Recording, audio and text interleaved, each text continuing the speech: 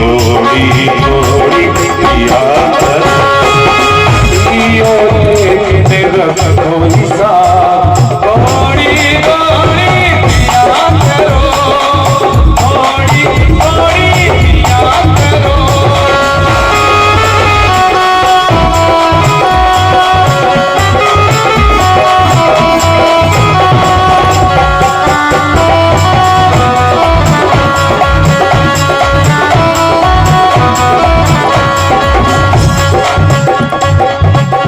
मेरे बाबा की आंखों में नशा, भक्ति में नशा, मस्ती में नशा। मेरे बाबा की आंखों में नशा, भक्ति नशा, आंखों में नशा। मेरे बाबा की भक्ति में नशा, मस्ती में नशा, पूजा में नशा। मेरे बाबा की आंखों में नशा, भक्ति में नशा, पूजा में नशा।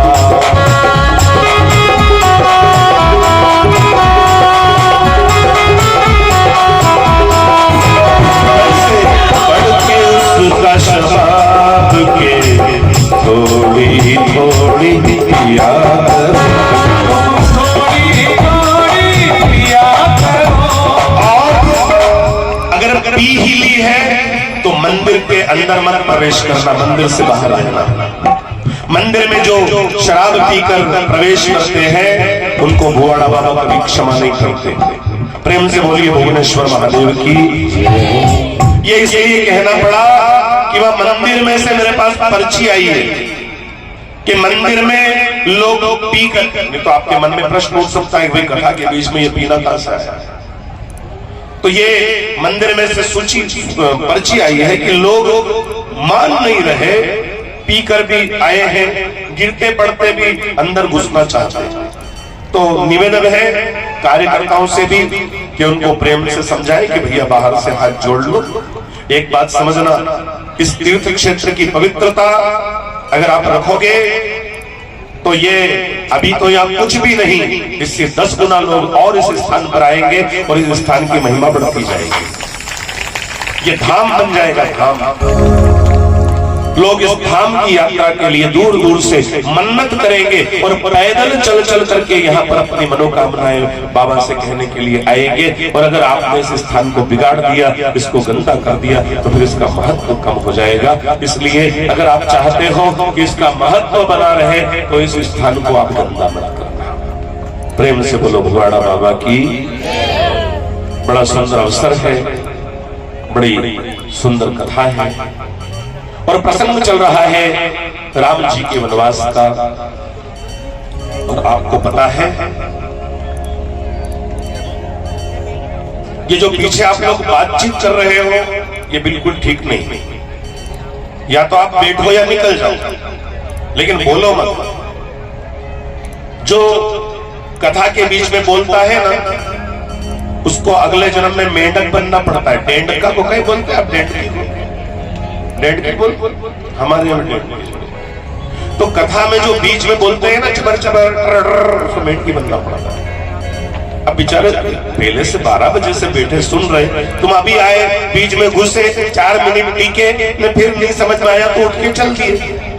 तो परेशानी दूसरों को अपनी वजह से नहीं होनी चाहिए, इस बात का ध्यान रखना। बड़ा सुंदर प्रसंग है। राम जी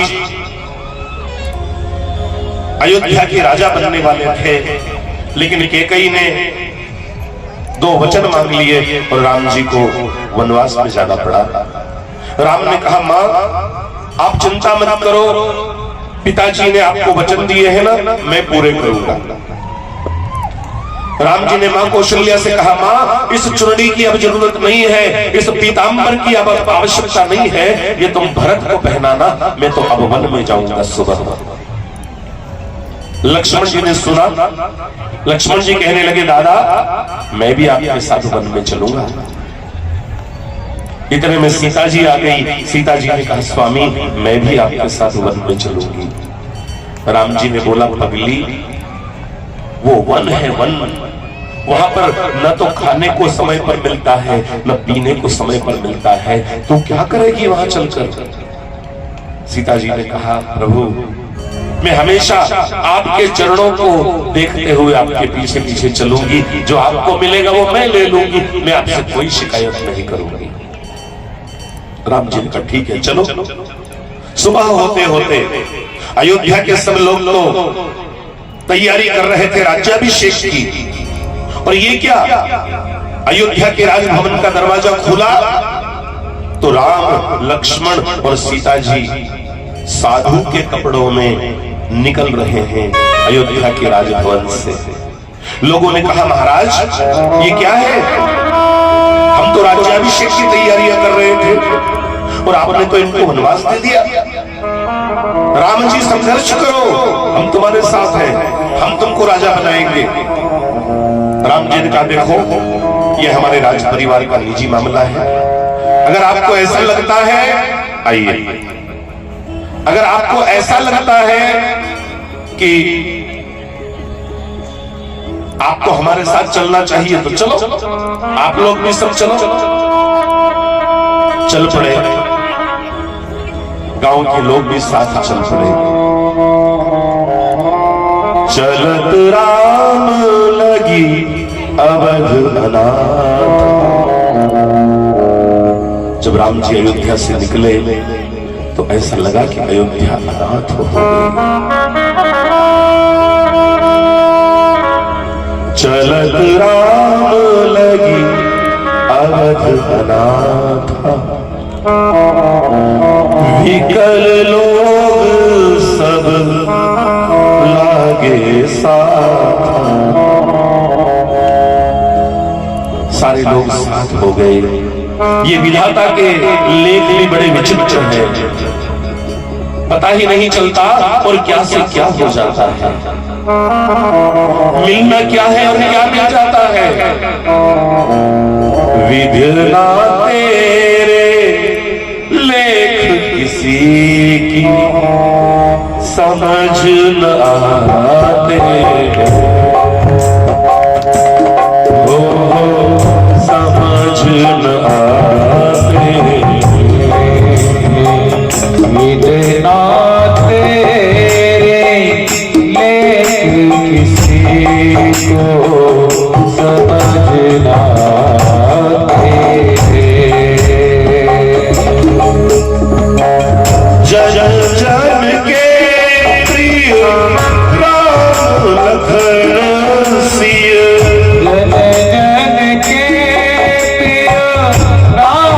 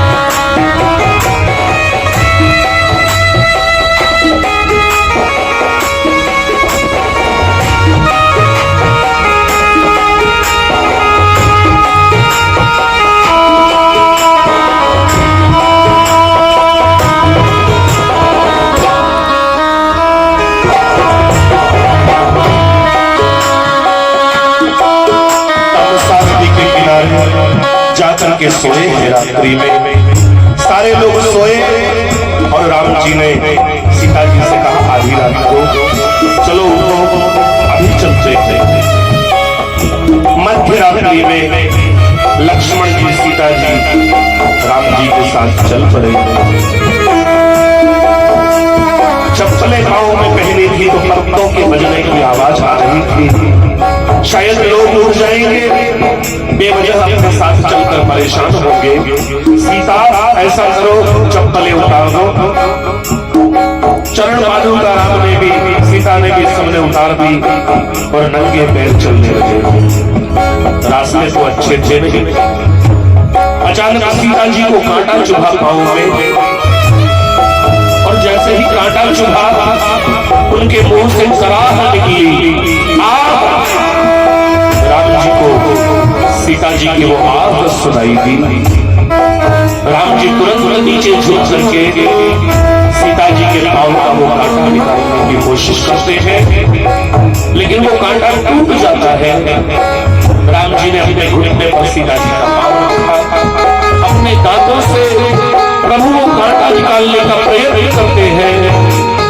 इतना तीखा दर्द हो रहा है, आंखों से आंसू आ जाते हैं, खून की पिचकारी पांव में आ जाती है।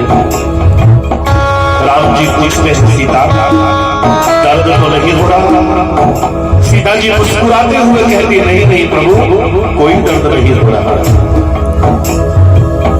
फूलों से चरणों में कांटे हो, फूलों से चरणों में कांटे, कैसे कोई दुख इनका बाटे हो, कैसे कोई दुख इनका बाटे। फूलों से चरणों में कांटे, फूलों से चरणों में कांटे,